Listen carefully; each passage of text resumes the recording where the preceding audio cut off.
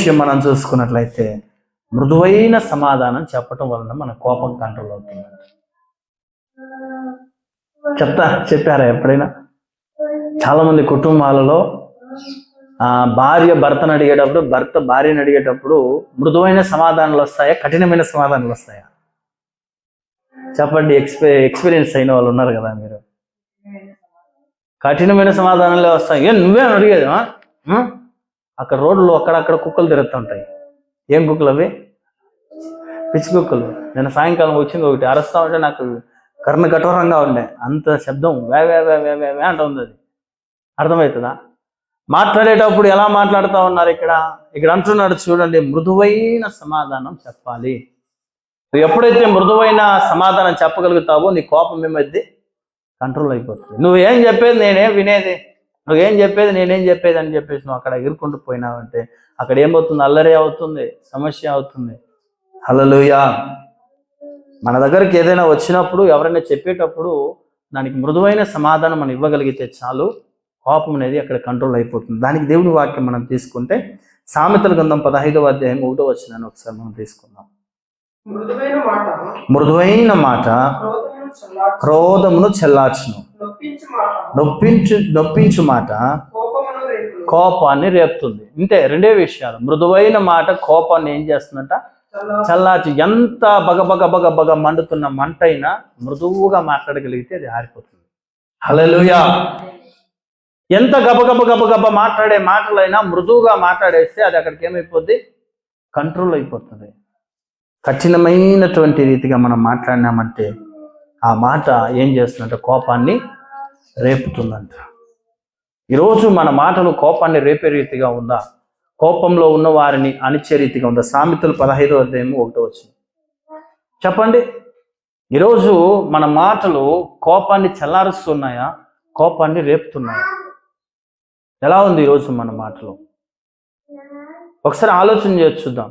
Bible గ్రంథాన్ని చేత పట్టుకున్నటువంటి నీవు నేను మనం ఆలోచన చేయాలి. నేను చెప్తున్న, నేనైనా వింటున్న మీరైనా, ఎవరైనా సరే మన మాటలు ఎదుటి వ్యక్తిని కోపం రేపించే రీతిగా ఉందా? ఎదుటి వ్యక్తి కోపాన్ని, లేదంటే ఎదుటి వ్యక్తి మనతో మాట్లాడేటప్పుడు అరే తప్పు మాట్లాడాలని చెప్పి మన కోపాన్ని అణగదొక్కే రీతిగా ఉంటూ ఉందా? ఒకసారి ఆలోచన చేసి చూడండి. నీ మాటలు ఎలా ఉన్నాయి?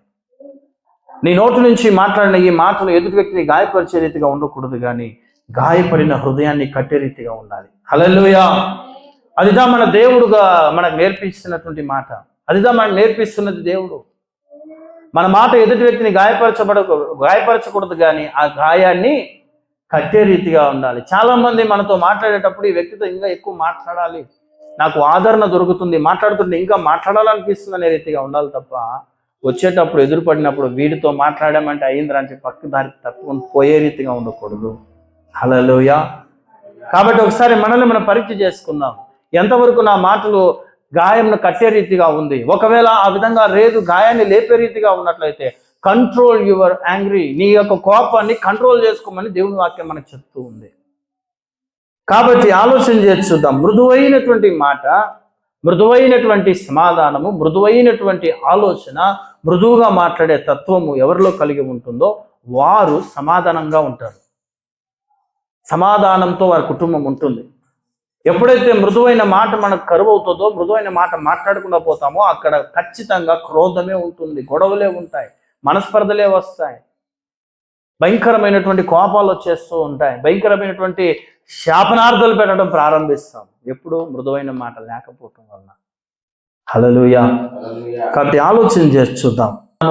ఇక్కడ చూడండి, ఈ మాటలన్నీ మన జాగ్రత్తగా 35వ వచనం వరకు చదువుకుంటూ పోతే ఈ అబీగయిల్ అనేటువంటి ఈమె మాట్లాడిన ఈ మాట ఏదైతే ఉందో, విన్నవించుకున్న విన్నపాలు ఏదైతే ఉందో, ఆ మృదువుగా మాట్లాడిన ఆ మృదువు యొక్క తత్వం ఏదైతే ఉందో అది ఎప్పుడైతే దావీదు దగ్గర కనపరిచిన వెంటనే దావీదు తన కోపాన్ని కూడా ఏం చేశాడంట? కంట్రోల్ చేసుకోగలిగాడు. 400 మందితో ప్రయాణం చేసిన దావీదు సైలెంట్ అయిపోయాడు. దేని వలన? ఒకే ఒక మృదువుగా మాట్లాడిన ఆ మాట వలన. హల్లెలూయా. ఎంతమంది ఈరోజు అబీగయిల్లా మనం కంట్రోల్గా మాట్లాడుతున్నాం, మృదువైన సమాధానం ఇస్తూ ఉన్నాం? ఒకసారి ప్రశ్న వేసుకుందాం మనల్ని మనం. మనలో ఉందా ఈ కంట్రోలు? ఇలాంటి స్వభావం, తత్వం మనలో ఉందా? ఉంటే చాలు, దేవుడు అదే కోరుతా ఉన్నాడు. హల్లెలూయా. చివరిగా మనం చూసుకున్నట్లయితే మనం చేయాల్సినటువంటి అసలైన ప్రాముఖ్యమైనటువంటి ఒకే ఒక్క విషయం, మన కోపాన్ని కంట్రోల్ చేసుకోవడానికి ప్రాముఖ్యంగా మనం చేయాల్సింది ఒకటే, దేవుని యొక్క పాద సన్నిధిలో ప్రార్థన చేయాలి. హల్లెలూయా. ఎప్పుడైతే మనం దేవుని పాద సన్నిధిలో కూర్చుని ప్రార్థన చేయడం ప్రారంభిస్తామో మన యొక్క కోపాన్ని మనం కంట్రోల్ చేసుకోవడానికి 100% అవుతుంది. హల్లెలూయా. కాబట్టి ప్రార్థన మరియు దేవుని యొక్క సహాయాన్ని మనం పొందుకునేటప్పుడు మన యొక్క కోపం అనేటువంటిది ఏమవుతుంది, కంట్రోల్ చేసుకోగలుగుతాం.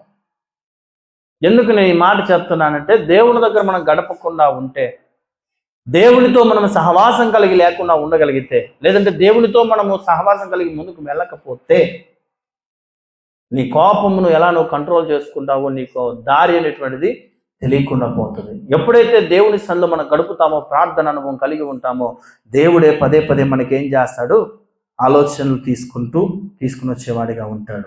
అందుకే అంటున్నాడు, నా ప్రియమైనటువంటి వారలారా, ఇన్ని విషయాలు ఉన్నాయి. మన కోపాన్ని మనం కంట్రోల్ చేసుకోవాలంటే మనం చేయాల్సిందే. ఎన్ని విషయాలు చెప్పానండి? 4 చెప్పాను కదా. మొట్టమొదటిది, ఎంతమంది ఇచ్చేస్తున్నారు? మీరు ఎంతమంది కలిగి ఉన్నారు?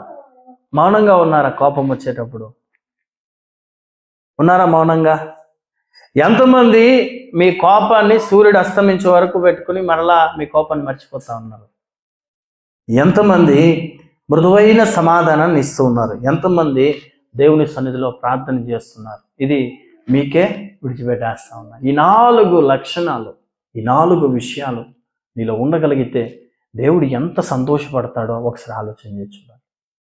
మనలో ఉండగలిగితే దేవుడు ఎంత సంతోషపడతాడో ఆలోచన చేసి చూడండి.